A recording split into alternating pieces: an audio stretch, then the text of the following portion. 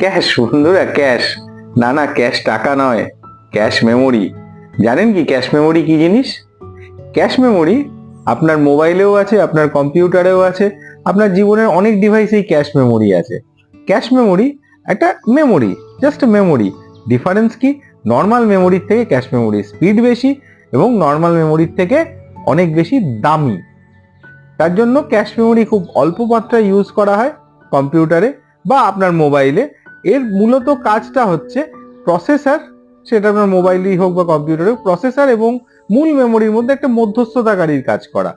মূল মেমোরি থেকে ডেটা নিয়ে প্রসেসরকে পৌঁছে দেওয়া এবং প্রসেসর থেকে রেডি হয়ে যাওয়ার ডেটা এনে মূল মেমোরিতে পৌঁছে দেওয়া। এটা হচ্ছে ক্যাশের কাজ।